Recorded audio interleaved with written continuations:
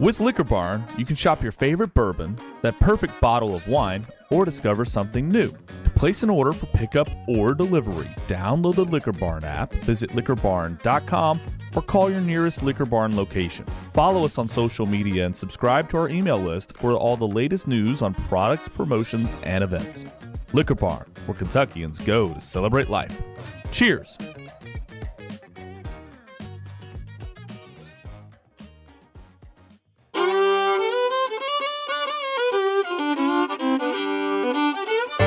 Welcome to the Bourbon Life Podcast, your source for all things bourbon. Join your hosts, Mark and Matt, as they drink and review bourbons, share news about upcoming events, interview the who's who in the bourbon world, and, most importantly, bring you along for the fun of living the bourbon life. Now, here's your hosts, Mark and Matt.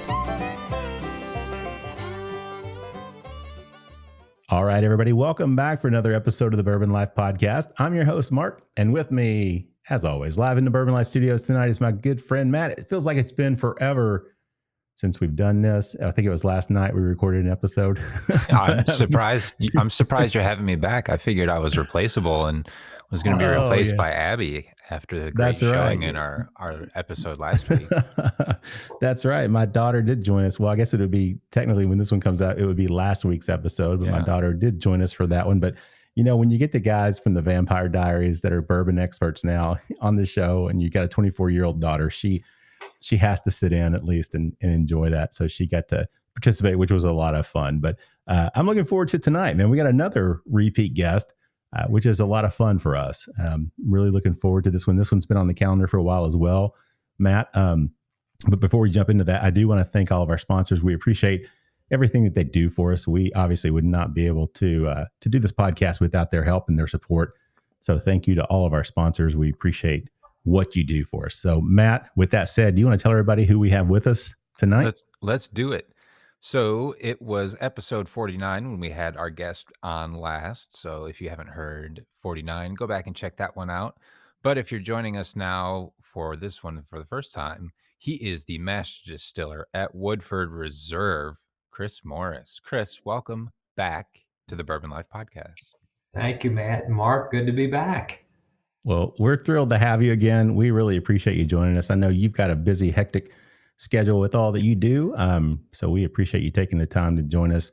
And hopefully, I know you'd said before off camera that you guys just had a pretty big storm out there in Woodford County, and I think it's headed this way to Lexington. So we'll keep our fingers crossed. Yeah. What happens in Woodford County happens in Fayette County about 30 minutes later. Yeah, that's exactly right. No doubt about that. So, well, Chris, we're thrilled to have you back on the show. Like I said, we had a great time on episode 49. Back on that show, we drank through what I guess we call it. Well, I think it's called the Distillers Selection. Is that right? The standard. Go ahead.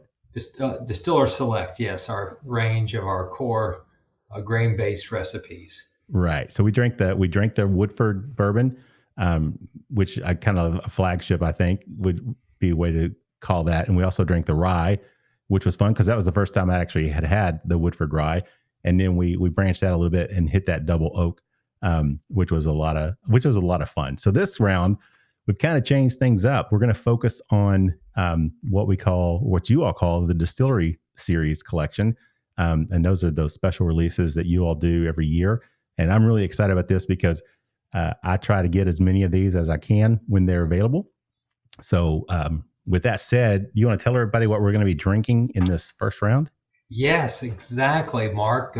We have 3 Distillery Series to enjoy and discuss tonight. A Double Double Oaked, a Chocolate Whisper, and our most recent release, the hard to say Toasted Oak Grain.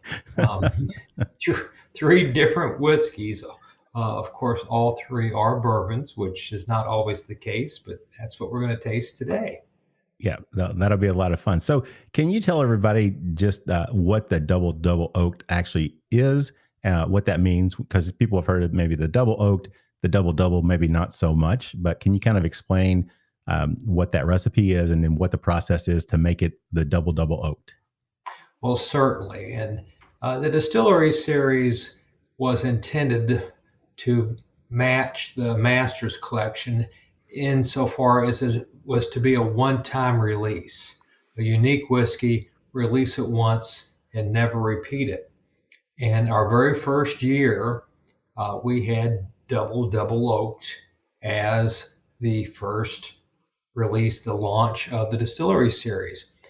And it received overwhelming praise and demand, even that long ago. And we decided, well, let's bring it back. Let's have a repeat. Not what we had planned, but I like to tell our assistant master distiller, Elizabeth McCall, we make the rules so we can break them. So let's bring it back. And we did, and we did, and we did, and we did. We've been bringing it back every year, and now it's a fixture. It's becoming a cult classic. And we start Double Double Oaked as Double Oaked, which is our core expression of bourbon, Woodford Reserve, fully mature, rebarreled in a second barrel. That second barrel, made at our own cooperage, is the heaviest toasted whiskey barrel in the world, the lightest charred, and we enter the barrel at approximately 95 fully mature proof, and rest or finish the Woodford Reserve in what is called the double oaked barrel for a year. It's a finish. It's a finished expression of Woodford Reserve. Well, we double that finish time, so go from 1 year to 2 years, and that gives us double oaked. And it really changes the product. Double oaked, as many people know, is a very sweet product, sweet in whiskey relative terms, heavy in caramel and maple syrup and butterscotch notes from that heavily toasted, lightly charred second barrel. And you would think that double oaked would get even more sweet, but it does a little trick on us and becomes more spicy. And it's still very sweet because it begins as double oaked. And it's just been, as I said earlier, just been a real favorite of so many people. And that's what we bring back every year. Now, of course, every year, because it's such a small batch, and we're talking just about 20 barrels. There will be some variability from year to year. You can't have 20 barrels of anything on a repeating basis and have it laser specifically perfect. And that's just part of the process because we are an all natural product. I think that's what makes bourbon so special. No color added, no flavor added. We're 100% natural. And so there will be slight product variation. And you might see that from year to year on double oaked. But in general terms, it's going to be the same. Yeah. Now, so this was originally released as part of the Masters Collection. Was that what you said? Correct? No, it was Double Double Oaked was released as the Distillery Series. Oh, okay. The Distillery Series mimics the Masters Collection by being a one-time release. I got you. But the Masters Collection is approximately a 300-barrel production, so it has the availability or distribution potential on a national basis. And the Distillery Series is meant only to be enjoyed in the Commonwealth of Kentucky. That's the only place it's available. Yeah, and it is a cult classic, like you said. I mean, there's really no better way to describe it. I remember the first time I had it, I think it was 2018, and I instantly fell in love and tracked down a bottle for my brother. I was able to do that. 2019, went out to the distillery on the release and was able to buy, I think, 6 bottles, and those were gone within a matter of months. The next year went out and was able to get a couple of bottles, I think 4 maybe. And then this year, unfortunately, 2021, I got 2 bottles. And then this year I missed out because it's crazy it's great. But people go absolutely nuts over this, Chris. I mean, they really do. I can't tell you how many requests we get from across the country, across the world, from very prominent people. I want some. How can I get it? And it's like, well, you're out of luck. It's gone. As you noted, Mark, we've gone from, the days when you would drive up to the distillery and buy as much as you want according to the Kentucky state law. Now it's down to you can only have 2 bottles. Right. You might have to enter a lottery to get a chance to buy those 2 bottles. And it sells out in the last year, 4 hours, it was gone, completely gone. Yeah, it's crazy. And that's why after the 2021, I was like, there's no way. Cause I went out there the night before. I admit it. I was there the night before, Chris, waiting, and Yes. and got in, and I got my bottles, and I was thrilled with that. But I was like, you know what? I guess it's it was late January, I guess early February, maybe. I think that's the release. Yes, we Is that try right? to release it early in the year. Yeah, I'm just like, I'm too old. I'm not going to go out there all night and wait. So Matt, what do you pick up on this in terms of the nose on the Double Double Oaked? And this is the 2021 edition of that we're drinking. The first thing I picked up on the nose was a nice strong aroma of cherries, which kind of surprised me. I wasn't expecting that at first. I have had this before and love it. But I guess this is the first time coming back to it in a bit. But I picked up a good nose of cherry. And then as it's sat in the glass and it's picking up a little bit more air, I'm getting a lot more of the toasted and the campfire notes. The vanilla is coming across. The caramel is in there, the oak, of course. But I also pick up a nice aroma like a wafer, like a vanilla wafer. There's Oh, okay. Yeah. like a crisp, sweet, kind of bright, crackery, wafery nose on it as well. Well, that's a good observation, Matt. As hopefully all of your listeners know, we have the unique triple pot still process at the Woodford Reserve Distillery. Now we have 2 sets of 3, and those pot stills really help accentuate and bring forward our malt notes, because malt is 10% of our recipe. And I always love to get those nutty vanilla wafery, almost Scottish shortbread notes in a bottle of Woodford Reserve that is quite distinct. And so that's a good observation. Our barrels give us some of those really dark, rich cherry notes as that campfire note as well. When you're in 2 barrels, the original Woodford barrel and the double oaked barrel with our toasting and charring unique processes, I love that campfire descriptor. And you could take that to, s'mores, barbecue, different flavor profiles like that. And of course, everybody knows each of us has our own descriptors, and you and I and Matt and Mark and Matt, we can describe the same flavor 3 different ways, and we're all 3 right, because that's just our frame of reference. Yeah, that's a good point. And you mentioned that this is the standard recipe Woodford Reserve, and I think I've got my notes, if they're correct. That's 72% corn, 18% rye, 10% barley. Is that correct? Yes, we use 10% malt, Okay. and that's important to us. We don't use artificial enzymes at our distillery, so all corn and rye and wheat with our wheat whiskey, starch to sugar conversion is accomplished with the addition of natural malted barley. So 10% is what we need for the bourbon. 14% is rye. Of course, our malt has plenty of malt because it's a malt whiskey, and our wheat whiskey requires 20% malt. And each of those different recipes is just a good example of the fact that we're an all natural product, no artificial ingredients used. Yeah. I'm glad you mentioned that. You're talking about the different grains and things. Because on the first show we were talking about I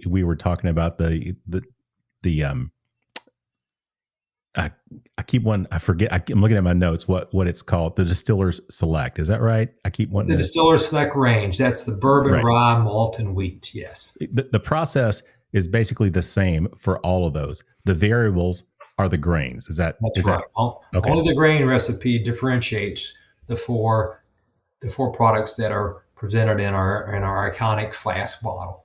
Okay. So with this Distillery Series, is that still kind of the same principle, or is everything off? I mean, just everything subject to change on these, or how do you do that? You hit the proverbial nail on the head. It's I won't say it's a free for all, because we're being very calculated, but the Distillery Series allows Elizabeth and I to be very creative. We can have a different grain recipe, different maturation, finish. We can do blends, combine the malt, the bourbon, and the rye, and we had what we called the triple mash. So again, we can be very creative on a small scale and have something very special for visitors to the Commonwealth, the Kentucky Bourbon Trail, of course, visiting Woodford Reserve. So yeah, it's our most creative range, but being that creative requires it to be quite small. So it really fits into the Kentucky only profile. Sure. Which makes sense. And, living in Lexington, it's nice that it's only a 25 to 30-minute trip over to the distillery. Yeah. So when people show up at the door, as you said, standing in line overnight, and they've arrived from California, sure, or drove from Minneapolis 12 straight hours, and you just go, really? I mean, that's the greatest compliment. It's incredible what people will do to get these whiskeys. Yeah, it is. And like you said, I mean, there's no question about it. And I even noticed that we'll talk about our third pour, but that most recent release that came out, on Instagram, social media, I mean, people were going absolutely crazy about it. So that was really cool to see that people were, it's cool for you guys, for us that like to drink it and buy it. It's not so cool because it makes it harder to get for us. But that's still really neat that people were able to come by and get something special like that. And these are all 375. So these are all, they're not 750s. We try to stretch our supply via the 375 to allow more people the opportunity to get a bottle or two. Sure. And that's fair. And that makes sense. And like you said, I remember, I think my first year out there, 2019, it was, you could buy a case of 12. Oh, yes. And, people were doing that. And I was like, I'll take 6. I think that's all I need. 2 for friends and 4 for me. And I'm good. The Distillery Series is illustrative of the entire industry, as you two know. When we launched this in 2015, each of the releases took months to sell out at the visitor center, gift shop, and select retailers across the Commonwealth. And now they're gone in literally hours over just 7-8 years. So the pace of interest, the depth of interest in Kentucky whiskey has just been an exponential growth. And it's just amazing to see how this has occurred. And it wasn't planned and intentional on our part. It's just happened. Yeah. And that's great. I mean, it's great for the whole industry. It's great for Kentucky, obviously. But nationwide, it's great for the industry as a whole. There's no question about it. Matt, let's jump back over to the palate on this one in the finish. What do you get on that? You're taking looks like you're taking some pretty strenuous notes over there, man. You're so intent on what you're writing. So you got to have something great now. I don't know about great, but I got something. So we'll give it a go here. Chris, I liked what you said earlier about how spicy this is, because I was not expecting that going back to it and coming into the palate.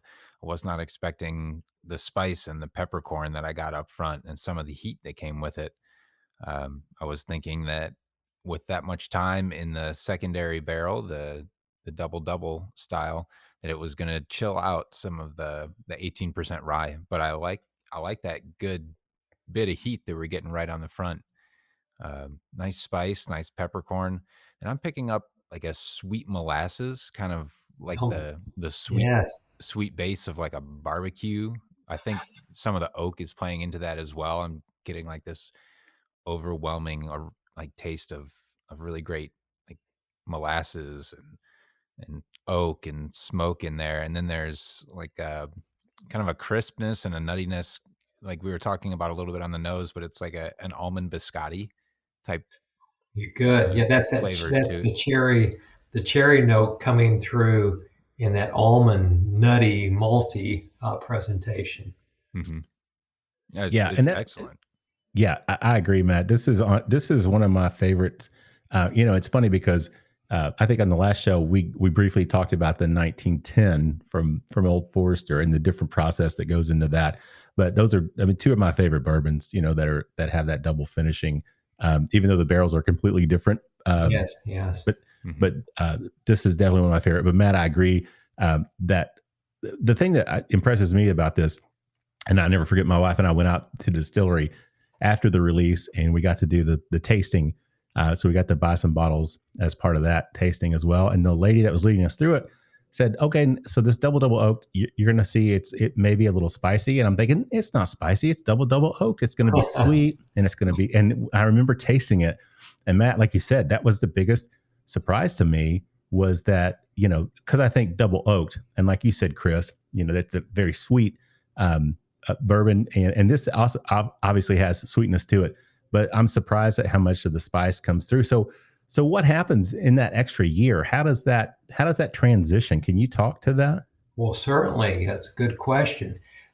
So we go into the new barrel, and it's a new barrel, 40-minute toast, 5 to 10 second char, and dry new barrel wood always absorbs a lot of liquid, and the low proof, 95 proof, means we have a greater amount of water than our standard 110 proof or your industry standard 125 proof. So there's a different set of maturation mechanics that are going on. And we're entering in usually into a hot warehouse because we heat cycle or go in, depends on what time of the year we're going, but we're usually going into a hot warehouse. And what happens is in 1 year, our angel share is about what our colleagues in the industry would experience in 3 or 4 years. So there's a dramatic volume loss, which means we're going to get more oak character focused or concentrated and remaining liquid. And because we're at 95 proof will rise a bit through the angel share process. We're going to add very little water for bottling at 90.4 proof. So again, we're getting a lot of concentrated flavor that will be diluted very, very little coming out of the barrel. Now let's go an extra year. The angel share continues. The oak influence continues. And because we're using 9-month-old seasoned oak, it's developed a lot of spice character sitting out in the cooperage drying yard. So all these notes are just becoming more and more concentrated, and they'll be less and less diluted. So it's not that there's still a lot of sweetness. The sugars are still there, but now the spice notes, which start to come out at a slower rate because of the water to alcohol ratio, more water slows them down, more alcohol would speed them up. They start showing up now after that second year. So it's just the dynamics of maturation in a special barrel at probably the lowest entry proof in the industry at 95 proof, fully mature Woodford, going into these barrels that just accumulates in this spicy, not too spicy, but this nice spicy profile. Yeah, I mean, you just wouldn't expect that. I did not expect it. And I remember being so surprised at the taste. And again, tasting it tonight, and it even says it on the bottle. I mean, the description, the term, it says spicier in character than double oaked. And when you read that, you think, no, it's double oaked. It's going to be sweeter. That's what I hear that all the time, and that's a good, honest extrapolation of what you would think. Yeah, double oaked is sweet, twice as much to be twice as sweet. But no, it's a bit of a curveball. But I think what's really cool, and what I never thought about, was the fact that you got the percentage of rye. It doesn't change, obviously, between the double oak, between the flagship Woodford, the double oaked Woodford, and the double oaked. The percentage of rye is the same. So you're getting this more intense spiciness, but it's not coming from that rye. It's really coming from that extra time and that concentration from the barrel. Yes. And that's just something I never really had thought about. That spiciness is going to be imparted by a barrel. Matt, I mean, what do you think? I never thought about that before. I think we were initially thinking along the same lines, Mark. More time in the barrel, more sweetness, more campfire, more marshmallow, more s'mores. But this is a great experience, a good experiment, and a good eye opener to just what's going on inside the barrel and from that barrel itself.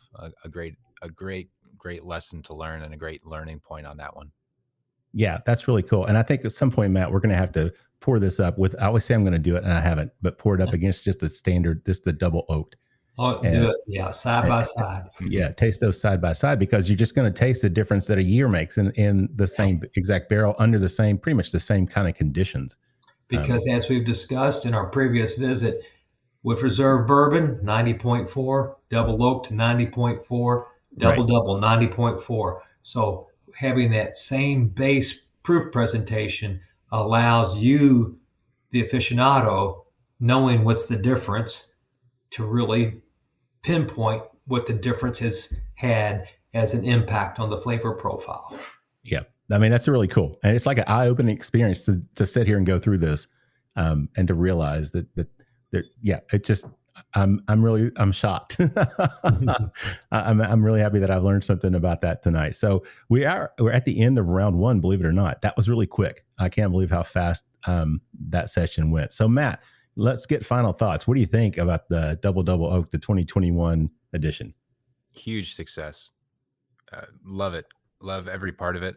Love that that my mind was kind of turned around a little bit too by the spice on it, and talking with you, Chris, and hearing exactly from the person who's putting this stuff out for us what's going on and the reasoning behind it and how it all works. Really, really cool, really unique. Love it. Thank you. Yeah, I can't reiterate that with enough emphasis, Matt. This is one of my favorite bourbons, and that's why I try to get as many bottles as I can when I can, just because I enjoy it so much every year after year. So Chris, I hope and pray, especially with your expansion, which we can talk about here in just a little bit, that you all don't ever decide to get rid of the double oak. No plans to do so, Mark. All right. Well, that's good news. Well, I'll tell you what, let's take a quick break. Just get a word from our sponsors, and we'll be back with more with Chris Morris, the master distiller with Woodford Reserve, in just a minute. Spirits of French Lick crafts their spirits using only the finest agricultural product that has defined character, following their motto, respect the grain. They lead the way in representing the quality of the Hoosier artisan distilling process while paying tribute to its inseparable past. By implementing best practices from those early times, combined with modern touches, Spirits of French Lick has created a truly unique place in the industry. Spirits of French Lick products are distributed throughout Indiana, Kentucky, and Missouri, and can also be purchased online through Sealbox at sealbox.com. Visit spiritsofFrenchlick.com to learn more information, and make sure to follow them on Facebook and Instagram. The Stave Restaurant is a bourbon lover's paradise right here in the heart of bourbon country. Located at 5711 McCracken Pike in Millville, Kentucky, between Castle and Key and Woodford Reserve, Chef Kyle Klatka prepares amazing food each day that features an elevated Kentucky-inspired cuisine.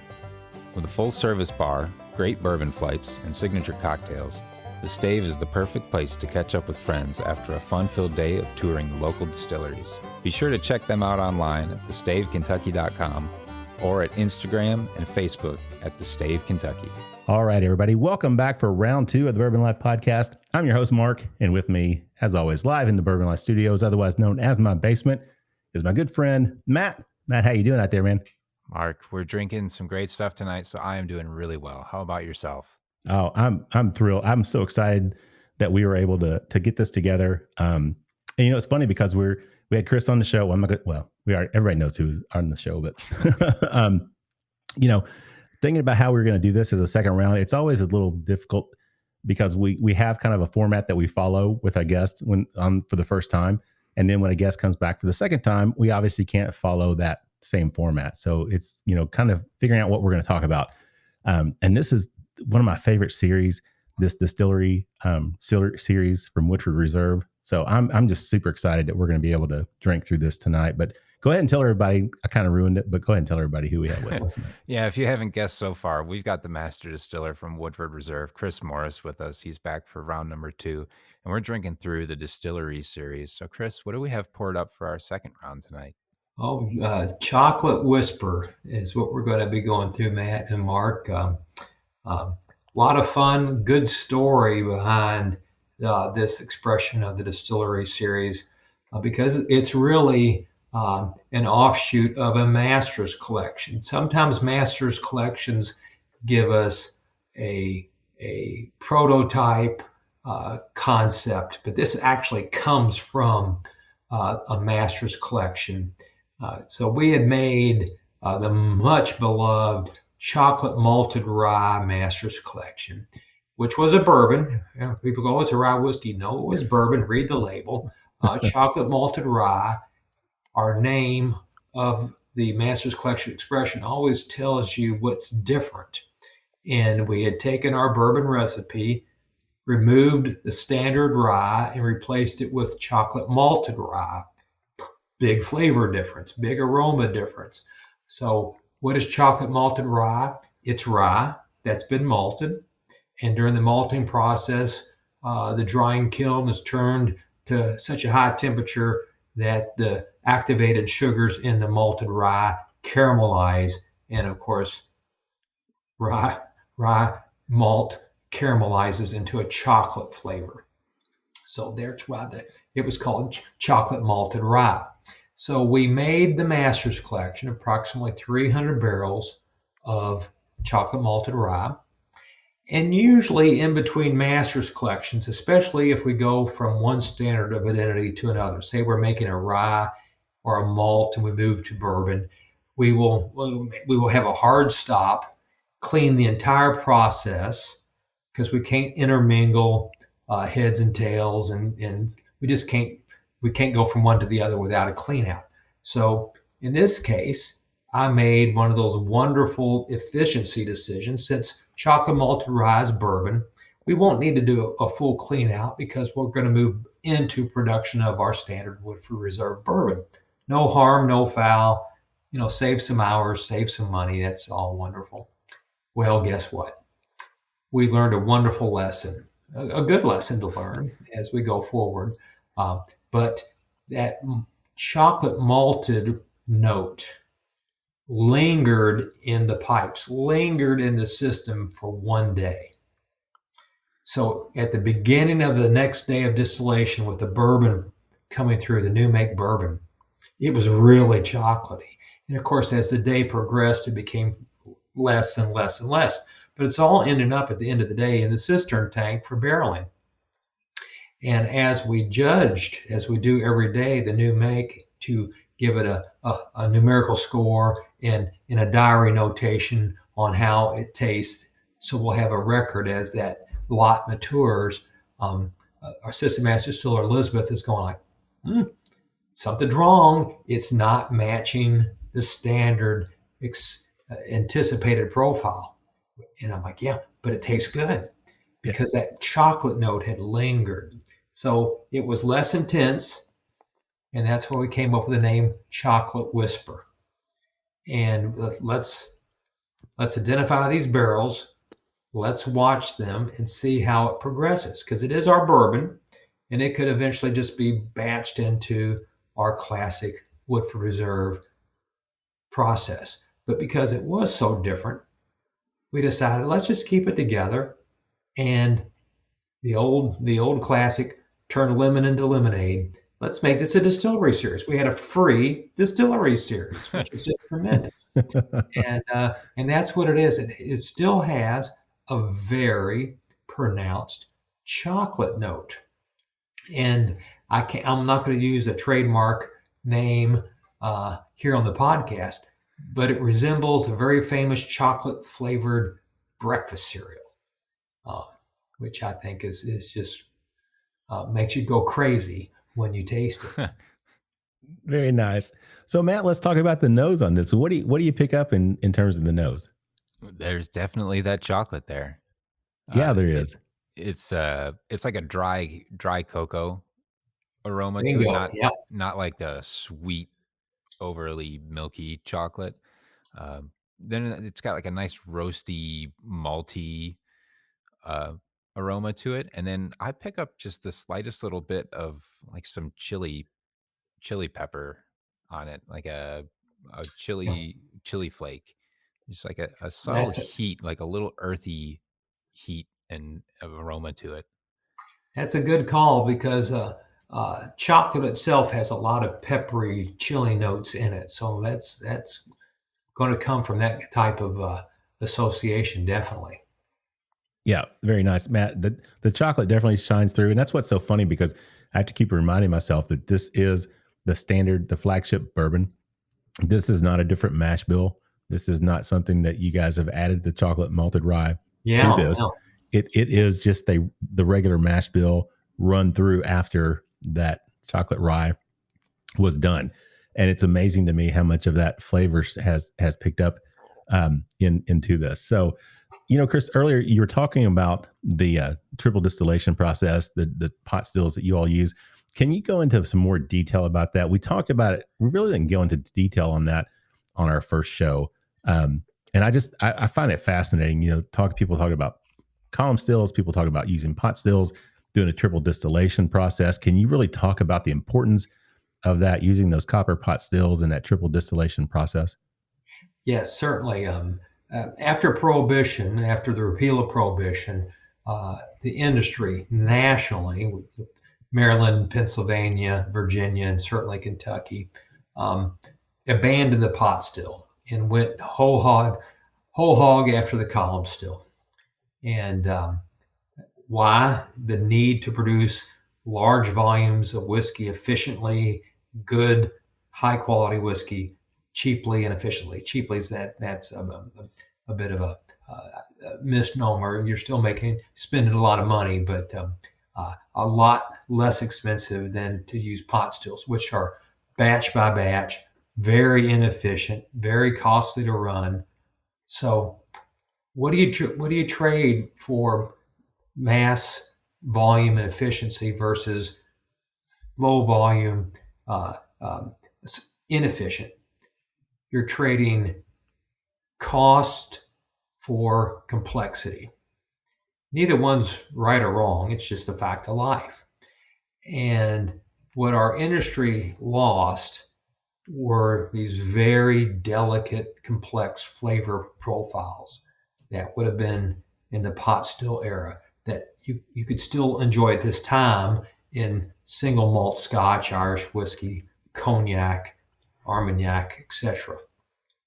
So, and we are never criticizing the use of any type of still, because our parent company, Brown-Forman, uses column stills and pot stills all across the world, whether it's in our Old Forester column still, Jack Daniel's column still, pot still in our single malt Scotch, column still and pot still in our Irish whiskey distillery.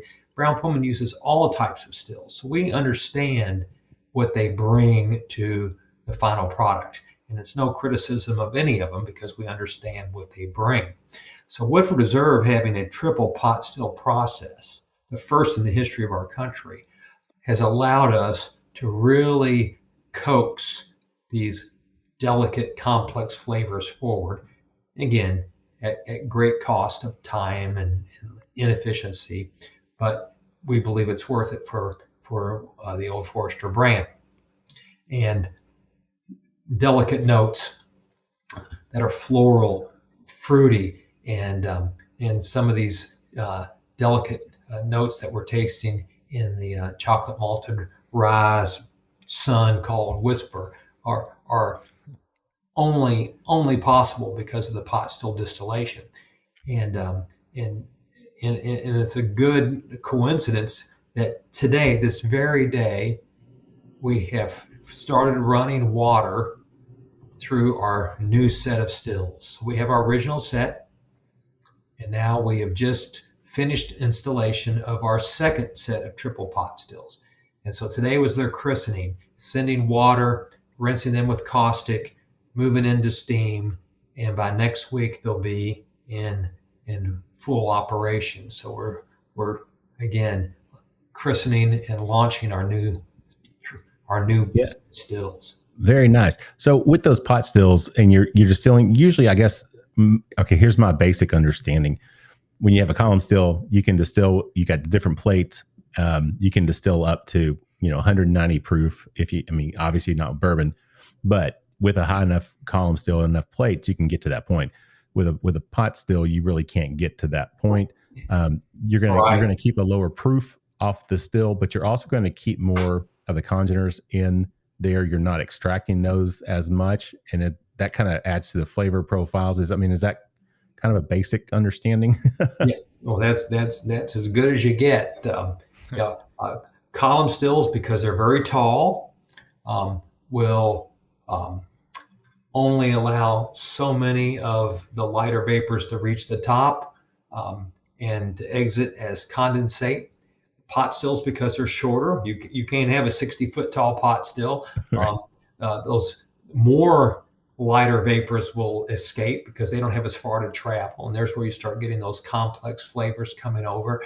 And again, you can't get as hot or high proof as a column still, because column stills are making vodkas and vodka that goes into gin and everything. Now, not that any bourbon distillery is doing that, because you have to distill below 160 proof. Right. So we still have standards of identity that we have to follow. But again, they do operate very differently. Distillation as a concept is identical in whichever way you do it, using heat to separate volatility from heavier material, fermentable resource, and water. But it does become different as you get into the type of still you use. Yeah. Okay. Well, good. So I was kind of right. Yeah, you nailed it, Mark. I'm learning, Matt. I'm learning. I can't taste as good as you, but I'm learning the fundamentals of bourbon science. But now with Woodford Reserve, I remember we talked the last time, and you all have used science. I mean, you can identify chemically, scientifically, the different compounds and flavors that are in there, and I think it's over 200 that are actually with that are in a Woodford Reserve. Is that correct? Yes, Elizabeth and I have identified 215 flavor compounds, and a group of scientists analyzing the industry some years ago, in the middle of the 2000s, independently. And it's amazing as you get into things, who is doing what, analyzing different industries. So these were scientists, PhDs, who are not in the industry, but somebody thought, let's analyze American whiskeys. And they identified a total of 300 flavor compounds. I mean, exactly, that's what the academic paper says, 300 compounds as the total universe of American whiskey flavors. That means analyzing Jack Daniels or Woodford Reserve or Maker's Mark or Wild Turkey, the whole gamut. So no one whiskey has all 300. That's just not going to happen. So at 215, we are at the high level of complexity. And then, of course, we like to really note that because of our batching process, those 215 flavors are presented in a nice balance across the 5 areas of flavor on the American whiskey flavor wheel. Sweet aromatics, which are all barrel notes, fruit and floral notes, which come from various processes from both maturation, wood, and fermentation. Of course, spice notes that come from grain and wood notes that come from the barrel and from grain, and the grain notes that come from grain. And we always work to present those 5 areas of flavor in a nice balance, such as Matt was noticing, that malt note comes through. You're not going to find that in many American whiskeys that aren't malt whiskeys. So we try to bring all these flavor areas to life in a balanced presentation, so people will find something in Woodford Reserve they like. That's a good point. I'm glad you brought that up, because that was going to be one of my questions that I was going to ask later, but it's a great segue, because on the first show, we talked about that, the balance versus out of balance. We talked about the balance with the Woodford flagship. We talked about the balance with the rye. And then we talked about being somewhat out of balance. Not that that was a bad thing, but with the double oak, because you said, it was funny because you're talking to Matt and you're like, you taste things differently than Mark does. And when you're drinking Woodford Reserve and our rye, you're both going to pick up different nuances, different flavors. And I can't tell you what necessarily you're going to get, but with the double oaked, I can pretty much tell you what you should be getting, because it is out of balance. So out of balance. Yeah. So now these Distillery Series, these are considered, or would you consider them to be out of balance because there's different profiles that stick out much more and they're more identifiable than what the rye or the Woodford flagship? Yeah, absolutely, Mark. The chocolate whisper, that chocolate comes from the grain recipe and it's predominant. So we know this is very out of balance. As Matt said, there's that cocoa note. if something hits you right between the eyes that heavily, we know it's out of balance. And to your point, I never want to be on record as saying out of balance is bad. Out of balance can be wonderful, but it's out of balance. It has a distinct focus on an aroma or flavor presentation. And again, our core Woodford allows you to find what you want in it because all the flavors are presented in a balanced approach. Yeah, I think that's great for anybody that's getting into bourbon, or even guys like us that have been at it for a while, to understand that there are bourbons out there. And I think you talked about on the last show the house styles, bourbons that you could tell, back in the older days. In the old days, yeah. That a bourbon was from a specific distillery, and it was basically their house style. Mm-hmm. And they had a focus, and they were balanced, but they were you could tell that it was from those places. Yes. And that's really changed over the years. And that's not so prevalent, but I love the fact that discussion on balance versus out of balance, and not that out of balance is bad, but just understanding what that means, and that you can pick up something that's going to be out of balance, but you can still really enjoy that. And maybe I'd use the wrong term, out of balance. Maybe we say focused flavor. Maybe that's Okay. A more amenable term. No, I like the out of balance because it makes you think, oh, something's wrong, but there's really not something wrong. Yeah. I mean, it's something unique, a unique characteristic. So I enjoy that. So Matt, speaking of which, let's jump in and talk about the taste. What do you get on the palate, and what do you get on the finish on this Chocolate Malt Whisper? Yeah, let's talk unique here. It's definitely got the cocoa right up front. If one thing's going to hit you between the eyes, it's the cocoa. And then there's some more sweetness coming through. I'm picking up like toffee, a little bit of like a Kona coffee aroma with it as well. And the sweetness coming through, not as spicy as we had with the Double Double Oaked. And then on the finish, I'm actually getting some like sweet fruit, like some subtle strawberry or some really sweet fruit on the very end of the finish with it. Yeah. See, I don't get I get that coffee note that you talk about, Matt. I get some sweetness, but not like a strawberry type of flavor. And it's really funny because on the initial palate, it's almost like a bitter chocolate, like a high, 80 or 90% chocolate. Yeah. But then on the finish, it's really interesting because I noticed that as I kept drinking it, that it would almost transition to a sweet chocolate. And it left me with that kind of a sweet chocolate flavor in my mouth. It wasn't that bittery type of flavor, but I also get spiciness off of this one, Matt. Not as much, like you said, as that Double Double Oaked, but I do get some spiciness. So the barrels, was this just aged in your regular, what you use for regular Woodford? You're both describing that combination of this unique grain recipe influence. As you noted earlier, Mark, that grain recipe was not the grain recipe for this distillate, but that residual character was present. So this is still our 18% rye, 10 malt, 72 corn. And now it's the Woodford Reserve barrel, which is going to give us those caramel notes, those sweet notes you're talking about. 110 proof entry, higher water than your standard entry proof, which means more sugar will be absorbed from the toasted and charred oak.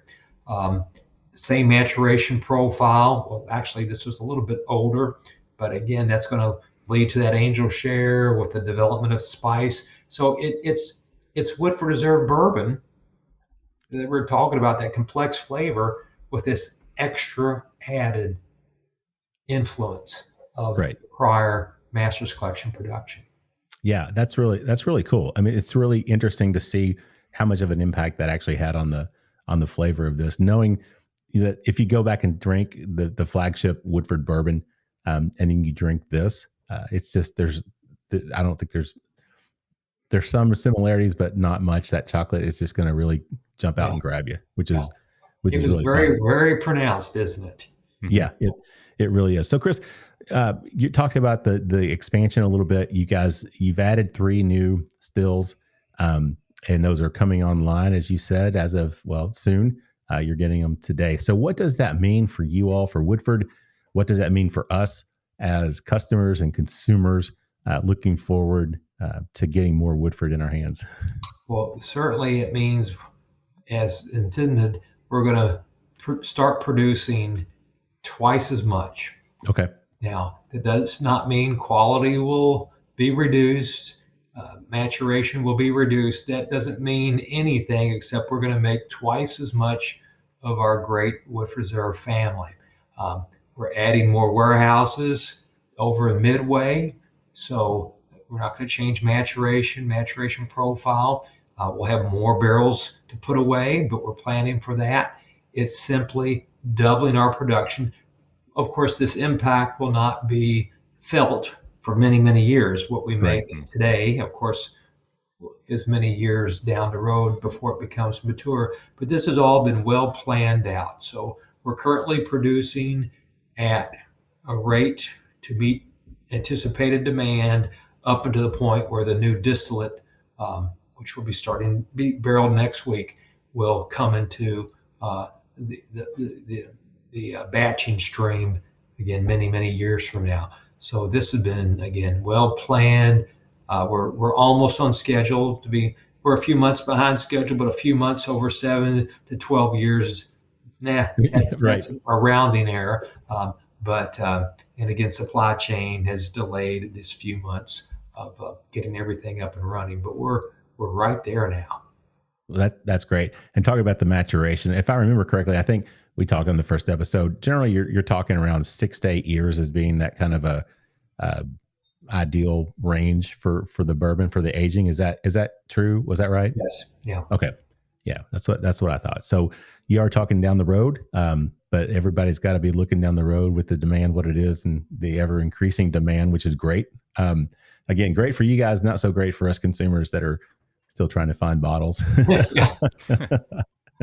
But all right, Matt. So we're at the end of round 2 here. Let's get final thoughts. What do you think on the chocolate? Every time I say chocolate whisper, I want to say careless whisper, like George Michael. I don't know why that keeps popping into my head. But what do you think about this chocolate malt whisper, Matt?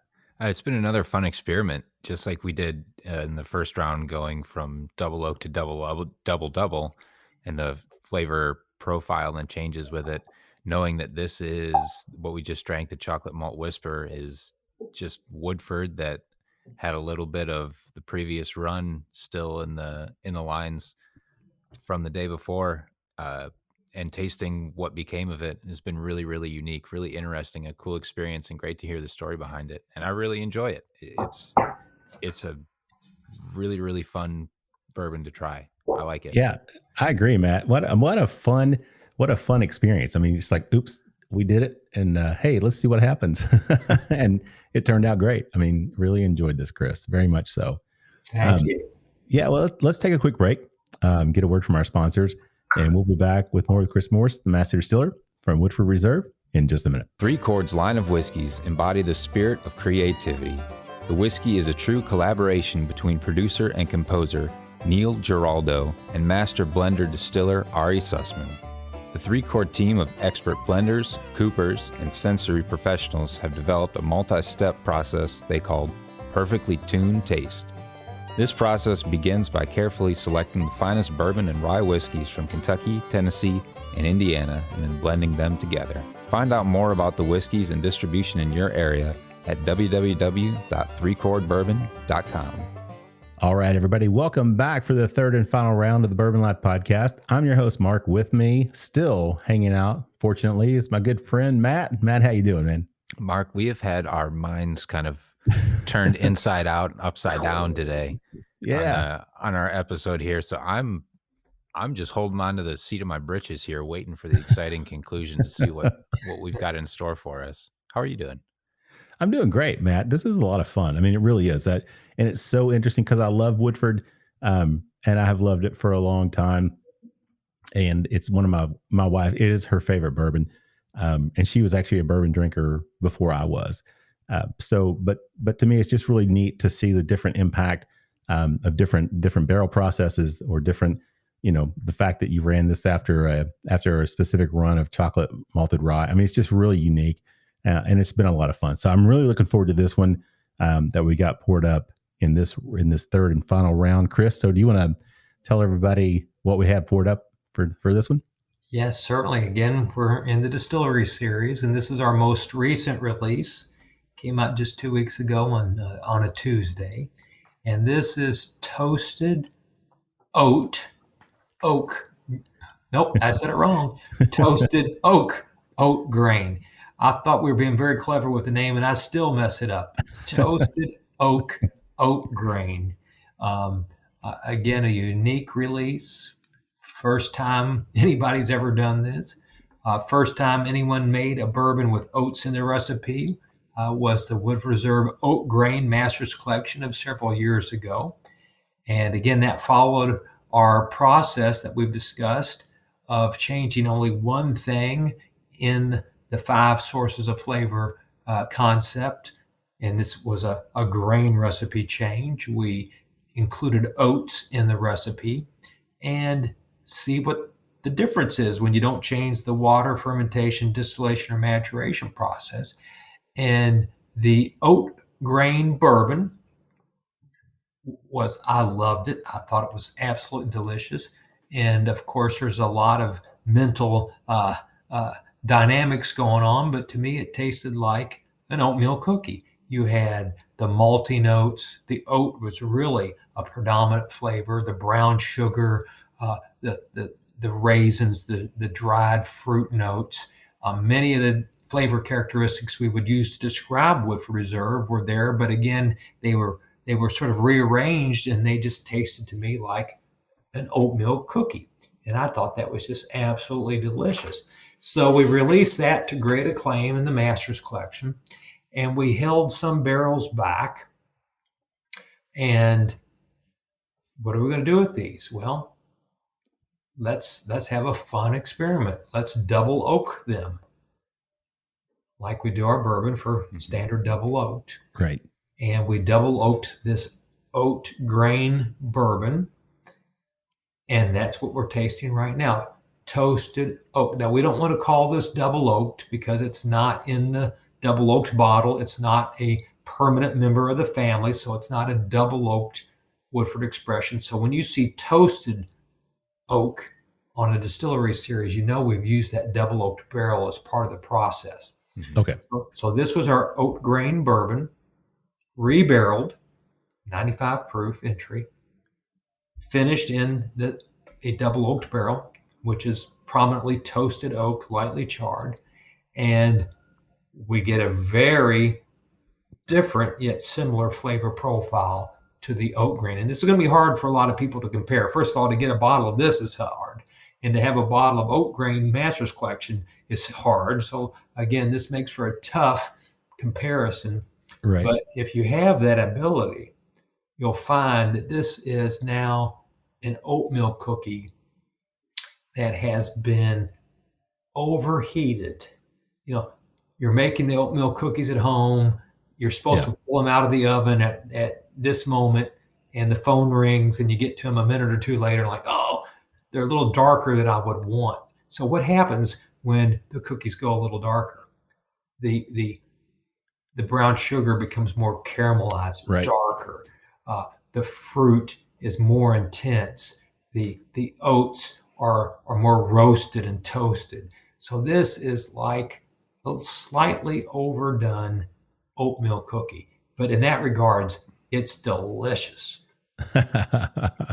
Yeah, no doubt about it. Just nosing it. And Matt, I'll just say, it's funny, Chris, when you're talking about the original oat grain and talking about oatmeal cookie, and I was nosing this one, that stuck out to me. But I thought, you know what? It smells like a almost like brown sugar that's been bruleed or something into an oatmeal raisin cookie, because I get almost that raisin flavor, like an oatmeal raisin cookie. And when you described it as being overcooked, that made perfect sense to me. So that's on the nose. I mean, I can't think of any better way to describe it. The color of this is gorgeous as well.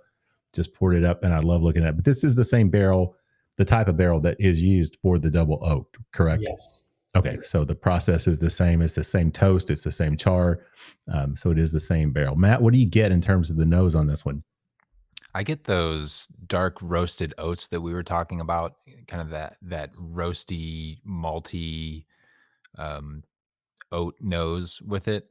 I'm thinking when I think of an oatmeal cookie, I think of like the white icing, the like vanilla or whatever flavor icing. I pick up some aromas of that as well.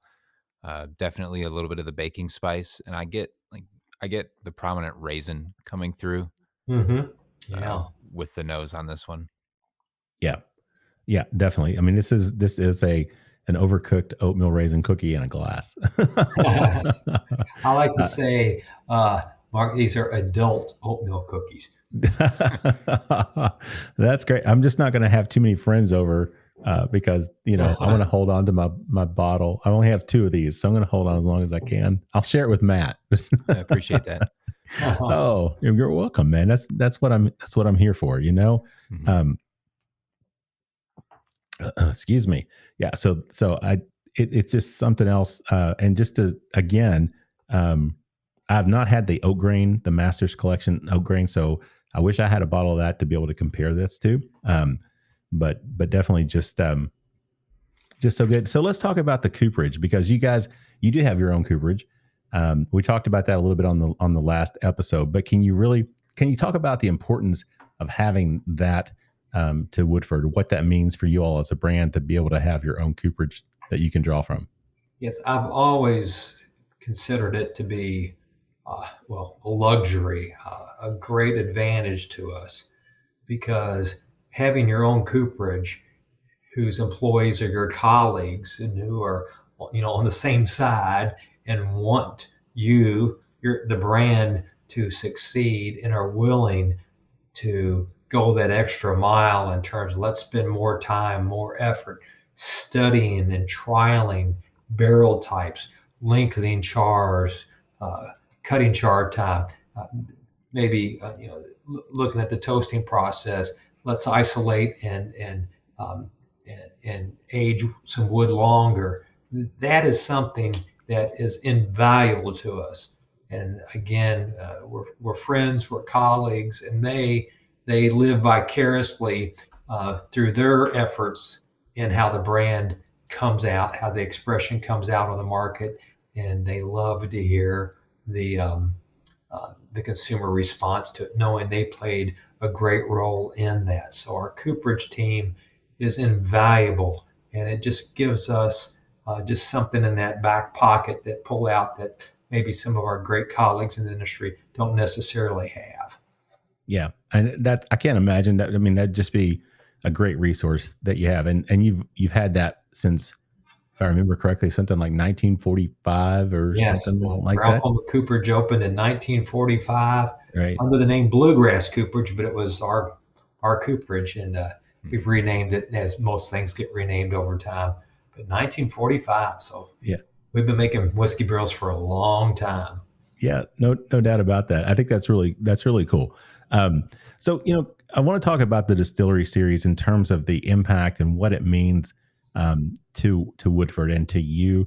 In the last show that we did together, we mentioned the Distillery Series and talked about it being a source of innovation, a way that you all can experiment and you have some fun, but also do some innovation. So now that we're tasting through this, can you talk about what the Distillery Series means to Woodford as a brand, as a series of expressions, and what you all are able to draw from creating those, and how that impacts what you do as you move forward after those releases? Yes. For example, we've just tasted early on Double Double Oaked, now in Double Oaked, of course, and now we've just tasted the toasted Oak Oat Grain. All 3 using the double oaked barrel, the heavily toasted, lightly charred barrel. So now we're starting to build a database of what that barrel does under different situations, different grain recipes, different lengths of time, longer periods of time. So the Distillery Series allows us to learn about our craft, about our own distillery, our own processes, our own natural ingredients, and maybe something will be like, "Ooh, this we've got something that will have to be produced on a larger scale, available around the world in the future, or maybe not." So it's an invaluable learning experience, and as the Masters Collection is as well. So they are sort of tandem. The Masters Collection, again, is always a bit larger. Not that it's easier to do, but we can do it on a larger scale. The Distillery Series, is a little more limited, maybe more complex. We just don't have the resources, et cetera, to do it on a larger scale, or we just don't have the place to put it. We look at our schedule of releases, and you can't put out 5 Masters Collections a year. One is good, a batch proof, and the Distillery Series allows us the opportunity to release 3 smaller, of course, Kentucky only. So they have to fit into our business model. But again, it's constant learning. The Masters Collection, Seasoned Oak, led to the development of Double Oaked. Our Double Malt release, which were 100% malts, ended up in our Woodford Reserve Kentucky Straight Malt, the #1 selling Kentucky Straight Malt in the world. Our 4 grain led to the Woodford Reserve Wheat being released. So our core expressions have come from this type of experimentation, and that's why it's so important to us. Yeah, that's good to hear. I'm glad you shared that, because I just wanted to know, and I'm sure our listeners were curious about that as well. So now, you'd mentioned earlier, I think you said the Masters Collection, you're talking maybe right around 300 barrels. Is that generally and these are much smaller, maybe around 20 barrels for? 20 or less, depends on where we end up. Yes. So we talked in the second round about the expansion, the 3 new pot stills coming online. Of course, 6 to 8 years, looking down the road for maturation. Do you foresee then that those series, the Masters Collection and then the Distillery Series, do you see that as a possible expansion for those brands as well? Or will it be focused more on the core product? You're exactly right, Mark. The expansion is intended to make more bourbon, more double oaked, more rye, a little more malt, a little more wheat. So we'll probably stay, and you can never say never, but we'll probably stay with similar volumes going forward on the Masters Collection Distillery Series, and again, continue to supply the core expressions in a larger volume going forward. So that's the plan. Again, plans can always change. But right now, we have 12 Masters Collections in inventory right now. We have 12 years already laid down. Wow. So even if we decided to make more today, it's a long way off from ever hitting the marketplace. Right. And is that 2 per year? Is that right on the Masters Collection? No, it's one Masters, one unique offering, and then we'll continue with the batch proof, which we have in the Masters Collection package. But it's not a unique whiskey every year; it's a different batch presentation. I got you. So you're doing something different than to the grain bill. Is that usually something in the process? Right. It's usually a new grain recipe or a maturation / finish change. We don't change the water. That's not going to change. Right. We don't change fermentation, although we did our sweet mash early on. So we've done that. There's not much else you can do on fermentation. And distillation, again, how can you change that? So again, it's really the bookends of grain recipe and barrel maturation that are where we can make our changes. Gotcha. Yeah, and the last time we talked, Chris, I think you mentioned that Woodford is the 5th largest selling bourbon in the world. Is that correct? Yes, according to the International Wine and Spirits Record, which is that independent organization that monitors our industry on a global basis, we're number 5, which is just incredible. It is, and that kind of leads me to this question that I wanted to ask, because Woodford has only been around since '96. And it seems to me, and I've talked to other people about this as well, and when I tell people that Woodford's been around since '96, they think I'm lying, because I mean, it seems like Woodford Reserve seems like a brand that has been around for 100 years. And I'm just curious to know, I mean, do you get that response from people, or do people say that to you? And if so, what is it that makes Woodford just seem like it has been part of the fabric of the bourbon community for such a long time? Oh, I do hear that quite often. I'll never forget. I was on a market visit with our salespeople way out west in a big package store early on, even years ago. And an elderly gentleman came into the store and he was offered, "Do you want a sample of Woodford?" And he said, "No, I'm not going to have a drink right now. But boy, that's good stuff. I remember drinking that when I was a young man." And he was quite along. And I'm like, "See, he thinks we've been around forever." Right. And I think it's because Woodford was the birthplace of the craft industry. And there's been so many brands introduced to the market that are obviously much younger than us, not only in the Commonwealth, but across the country. And the consumer, having seen us there when these were coming out, I guess just assumes we've been around forever. But we were really at the start of this new generation of whiskeys. And, Yeah. maybe because we're a Kentucky bourbon, people think Kentucky bourbons have been here since the beginning. Because of course we, the Commonwealth, invented bourbon. Mm-hmm. Yeah. Who knows what the dynamic of these thought processes are? But people think we've been around since day one. It doesn't matter. As long as they enjoy Woodford, that's what counts.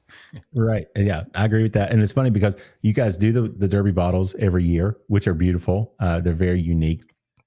So I just wonder, maybe people tie that in and think of the Derby. Derby's been around 137, 38, whatever years.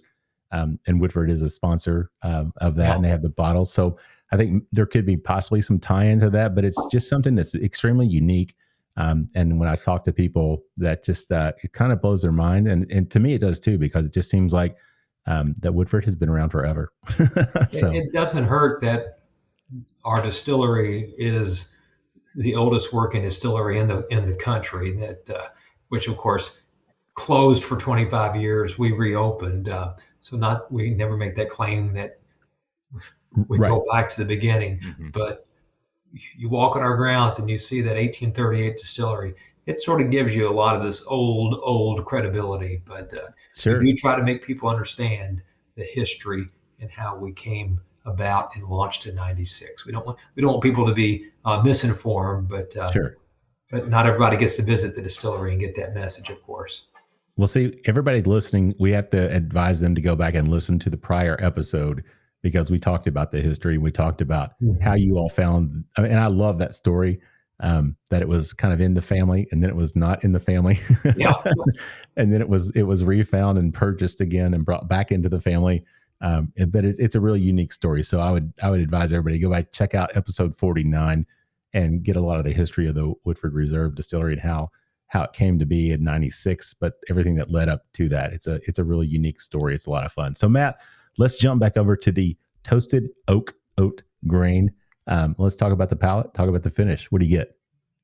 I pick up a lot of the brown sugar, a lot of the cinnamon, nutmeg, the dark baking spices, a little bit of clove in there.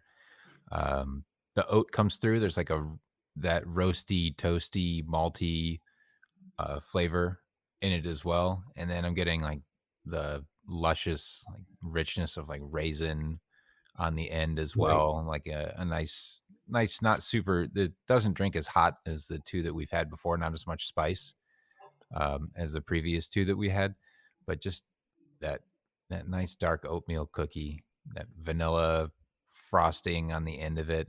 It's a complete package there. It drinks really well. Yeah, I agree, Matt. And it's, the nose, it really matches up to the palate to me. I still get that kind of oatmeal. We talked about the brown sugar, talked about the overly cooked, maybe brown sugar cookie, the sweetness, that flavor profile, the oats, the raisin that comes through. And I'm picking up just on the finish, just a little hint of chocolate. So it's almost like a brown sugar, oatmeal raisin cookie with some chocolate chips in it. And maybe it's just that I'm thinking of that chocolate malt whisper and the chocolate. There you go. It's just in my mind or something. But on the finish, I'm starting to pick that up.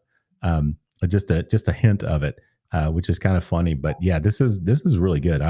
I said earlier that the Double Double Oaked and the Old Forester 1910, two of my favorites, especially because I consider them to be kind of dessert-like bourbons. But this Toasted Oak may have jumped to the top of the list, Chris. Oh boy, that's great. Yeah, I'm telling you, Matt. What do you think, man? It's excellent. I was really curious to try it. I'm glad we got to do it. It definitely brings a lot of those dessert flavors forward, but I didn't actually find it as prominently sweet as, say, like the Double Oak, where you just like getting that toasty sweetness. I think this has a little bit more savory flavor to it as well. There you go, man. That's a great observation, and that's that type of learning that we value so much. You would think, well, let's put this in the double oaked barrel, and it will be like double oaked. It's not. Mm-hmm. So again, the spirit is different, and it reacted differently. So that's a great observation, and that's exactly the kind of things we learn. Yeah, very cool, Matt. You're so good. Oh, he's brilliant. Yes, he is. That's why I keep him around. I can't replace him. Right? My daughter could never. Sorry, Abby. Matt. She doesn't listen to the podcast, Matt, so you don't have to worry. All right. Well, we're at the end of round 3 here, but before we wrap it up, Chris, can we talk a little bit? You guys just went through the expansion. You're coming online with those 3 pot stills, but what does the future look like for Woodford Reserve and for you as well personally? Well, I think the future looks very bright.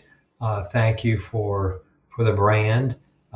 We have weathered, as we discussed in our last visit, we've weathered COVID.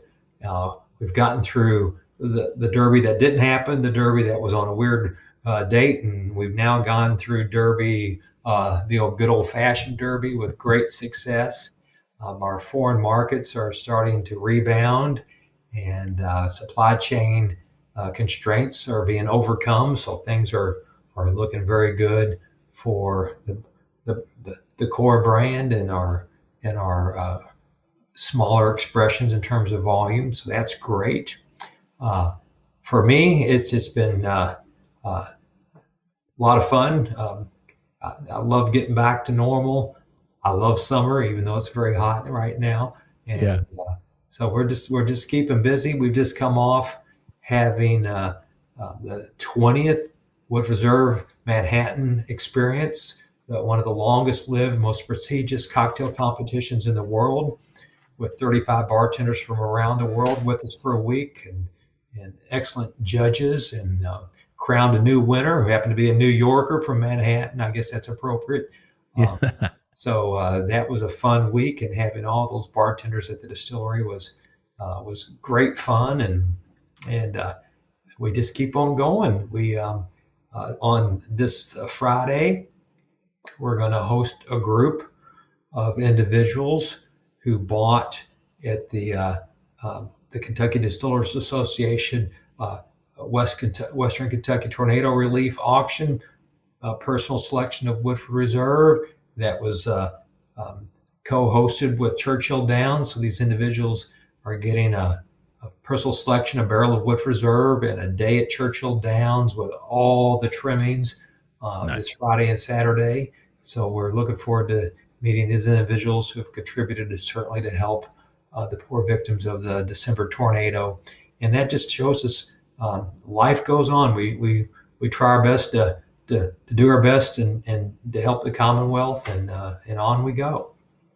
Well, that's great. And you know, as a Kentuckian, I love Woodford Reserve. It is what bourbon is. Even though it's 1996, it just seems like it's been around forever. And to me, it's just synonymous with Kentucky bourbon. So very thankful for what you all do, the products that you put out. And like I said, this Toasted Oak Grain could very well be at the top of my list now. I'm really impressed. I'm really impressed with this one. Hang on to those bottles. It's human nature. The thing you love the most, you're never going to get again. No. Yeah, that's unfortunately the truth. So Chris, before we wrap it up, last show, I think I asked you what you are most proud of as a master distiller. So in this one, before we wrap it up, I want to ask you, you've been at this for a while. I think if I remember correctly, you started with Brown-Forman back in the 70s. Is that correct? Yes. Yeah. So you've been at it for a while. So what is the biggest change or the biggest thing that has happened in the bourbon industry? I think the thing maybe that has surprised you the most over your tenure in the bourbon industry. What's the one thing that sticks out to you that really surprises you? Or I would have to think it's exactly what we've been discussing tonight. It's the fact that bourbon whiskey, and obviously special expressions like we've tasted tonight, have become cult classics, so sought after. The elevation of price is something I never would have dreamt of. Yeah. People are paying higher and higher prices for bottles of bourbon. So I think that's obviously a very recent development. So again, it just shows you I don't think we've hit the barrier or the limits of where Kentucky bourbon can go. There's still a lot of development ahead of us. So I think I've certainly learned that what is unexpected is definitely potential. That's great. So Matt, there's hope for us, man. There's a spot for us somewhere in the bourbon industry, man. So keep your fingers crossed. That's right. Somebody's got to mop the floor of the bourbon industry hallways. Might as well be us. Oh gosh. So Chris, before we wrap it up, any final thoughts before we send it home? No, just to all of your listeners, thanks for listening. Again, that's another one of these unexpected results of the industry, to have wonderful podcasts and interest in the industry. So everybody keep listening, keep drinking responsibly, of course, right, and support Kentucky bourbon. Yeah, we appreciate that very much. And if people want to come out and see you guys, you're located on the banks of Glens Creek down there on McCracken Pike in Yes. Woodford County, conveniently between, or you're close to the Stave, one of our sponsors, still our sponsor. We love the Stave Restaurant. Yes. You're located close to them, so people can come out, hang out with you guys, and then hit the Stave Restaurant and have a great afternoon out there. Well, there's so many dishes. I was going to mention a dish, but anyway, yes, the Stave is great. Oh, good. Matt, before we wrap it up, man, anything you want to add? Chris, thanks for taking the time tonight to sit down with us and to share with our listeners everything that's been going on. It was fun to chat with you in episode 49 about the standard offerings that you all bring, and now to go down a completely different road and kind of have our minds turned around a little bit and see the potential and see that you're not just resting on your laurels with a great flagship line of stuff, that you're committed to innovation. It's fun to see what you've put out, and we can only hope and imagine for what the future brings. Oh, thank you so much. Yeah. And it's funny, Chris, I'll just say, I went back, like I said, the other day and listened to the podcast. And at the end of that one, we talked about doing another show, and we talked about, we'll do about the Masters collection. Well, I had forgotten about that, and we chose the Distillery Series. So next time, Chris, we'll do the Masters collection for sure. That sounds good, because we'll check that one out. So we got an interesting coming out this fall. Okay, well, good to know. I'm going to look forward to that one for sure. So I do want to thank you, Chris, for joining us tonight and for hanging out with us. We appreciate it. We know you're really busy. We just really appreciate you taking the time to spend an hour and a half with us to talk bourbon with us and our listeners. I'm sure they appreciate it as well. And I do want to thank all of our listeners. Thank you guys for all of your support. We would not be able to do this without everything that you all do. Please follow us on Instagram and on Facebook. You can join our private Facebook group, The Bourbon Lifers. We'd love to have you in there with us. If you have any questions, comments, or you just want to talk to us and advise us, tell us something we can do for you on the show. We'd love to hear from you. You can email us at thebourbonlife@gmail.com, or you can always instant message us on Instagram or on Facebook. We do want to thank all our sponsors. We appreciate everything they do for us. We couldn't do this without their help. So thank you guys for all of that. And with that said, I'm going to wrap it up, send us home with our tagline, which is, may your glasses always be full, and may you keep on living the bourbon life. Thank you for joining us for this week's episode of the Bourbon Life Podcast. Our mission at the Bourbon Life is simple: to share our passion for all things bourbon with you every week. And we'd really love to hear your thoughts on how we're doing. You can find us on Instagram and Facebook at The Bourbon Life. You can also contact us by email at thebourbonlife@gmail.com. And you can always find us on your favorite podcast platform. If you have a moment, we'd love it if you would rate us and give us a review. So until next week, we hope your glass is always full and that you keep on living the bourbon life.